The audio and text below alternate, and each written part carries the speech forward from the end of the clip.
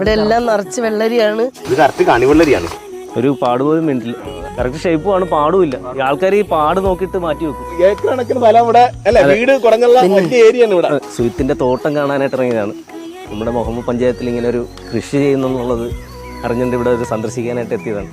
നമ്മുടെ ഈ തരിശു ഭൂമികളിലൊക്കെ ഇത്തരത്തിൽ കൃഷി ഇറക്കുന്നതിന് വേണ്ടി ജില്ലാ പഞ്ചായത്തുമായിട്ട് ബന്ധപ്പെട്ട് പുതിയ പദ്ധതി തയ്യാറാക്കിയിട്ടുണ്ട്. അപ്പോൾ അവിടെ നമ്മൾ മത്തനും, ഇവിടെ പൊട്ടുവെള്ളരി, ഇവിടെ വെള്ളരി, അവിടെ നമ്മൾ വെണ്ട ഇതൊക്കെയാണ് പ്രധാനമായിട്ട് ഇവിടെ കൃഷി ചെയ്തിരിക്കുന്നത്. എങ്ങനെ അറിഞ്ഞായിരുന്നു ഇവിടെ കാർഷിക മേഖല ഉണ്ടെന്ന്?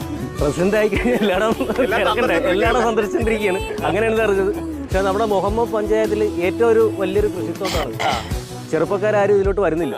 അപ്പൊ ഞങ്ങൾക്ക് എല്ലാ 5 വർഷം ഞങ്ങളോട് ഉണ്ടാവണം, തുടർന്നുണ്ടാവണം. നമുക്ക് എല്ലാ വാർഡിലും നമുക്ക് ഇത്തരത്തിലൊരു തരിശ് സ്ഥലങ്ങളെല്ലാം കൃഷിയോഗ്യമാക്കി എടുക്കുന്നതിന് വേണ്ടി ഉണ്ടാവണം. അപ്പൊ ഈ സീസൺ കഴിഞ്ഞ് നമ്മൾ നെൽകൃഷിയാണ് ഇവിടെ പ്രധാനമായിട്ടും ചെയ്യണത്. അപ്പൊ നെൽകൃഷിക്ക് കൂടുതൽ പ്രാധാന്യം കൊടുക്കണം. ഇവിടെയൊക്കെ വെള്ളത്തിനൊക്കെ വിഷയമുണ്ട്, ഒഴുകി പോകാനുള്ള സൗകര്യങ്ങൾ ചെയ്യണം. അങ്ങനെയുള്ള കാര്യങ്ങളൊക്കെ ചെയ്യണമെങ്കിൽ നമുക്ക് കൂടുതൽ പേര് കൃഷിയിലേക്ക് കൊണ്ടുവരാനായിട്ട് പറ്റും. അപ്പോൾ ഇവിടെയൊക്കെ കൃഷിഭവനായിട്ടൊക്കെ ബന്ധപ്പെട്ടൊക്കെ ഇപ്പൊ കൃഷി ഓഫീസർ കഴിഞ്ഞ സമയം വിളിച്ചിട്ടുണ്ടായിരുന്നു. അപ്പൊ സാറ് ഇന്ന് വരാമെന്ന് പറഞ്ഞുകൊണ്ട് ഇപ്പൊ എല്ലാവരും കൂടെ ടീമായിട്ട് നിന്ന് കഴിഞ്ഞാൽ വലിയ രീതിയിലുള്ള മാറ്റം അല്ലേ മുഹമ്മദ് പഞ്ചായത്തിന്റെ എല്ലാവരും സപ്പോർട്ടും ഉണ്ടാവും. അടിപൊളിയാക്കണം കാർഷിക മേഖല എല്ലാം കൂടെ ഒരു ടൂറിസം സാധ്യത നന്നായിട്ടുള്ള ഒരു ഗ്രാമപഞ്ചായത്താണ്. നമ്മള് 5 വർഷത്തേക്ക് ടൂറിസം കൃഷി ഇതാണ് ഞങ്ങൾ മുൻകൈ എടുത്തിരിക്കുന്ന ടൂറിസവും കൃഷിയും. ഇത് രണ്ടും എങ്ങനെ കണക്ട് ചെയ്തുകൊണ്ട് പോവാന്നാണ് ഞങ്ങൾ ചിന്തിച്ചിരിക്കുന്നത്. എല്ലാവരും ഉണ്ട്. ഒറ്റയ്ക്ക് ചെയ്യാനൊക്കെ നമുക്കൊരു ടീം വർക്കായിട്ട് പോകാൻ പറ്റുള്ളൂ. ഒറ്റയ്ക്ക് നമുക്ക് ചെയ്യാനൊക്കത്തില്ല. ഒരു ടീമായിട്ട് ഇപ്പൊ ജില്ലാ പഞ്ചായത്ത് മെമ്പറുണ്ട്, നമ്മുടെ ബ്ലോക്ക് പഞ്ചായത്ത് മെമ്പറുണ്ട്. എല്ലാവരും കൂടെ ചേർന്ന് കഴിഞ്ഞാൽ നമുക്ക് ഉദ്ദേശിക്കുന്ന കൃത്യഫലം കിട്ടും. ഇവിടെയൊക്കെ ഇഷ്ടംപോലെ പാടങ്ങളുണ്ട്. ശുചിത്വം മിക്കവാറും ഒരു സ്ഥലം പോലും വേസ്റ്റ് ആക്കാതെ എല്ലാ സ്ഥലങ്ങളിലും കൃഷി ചെയ്ത് നല്ല രീതിയിൽ തന്നെ പോകുന്നുണ്ട്.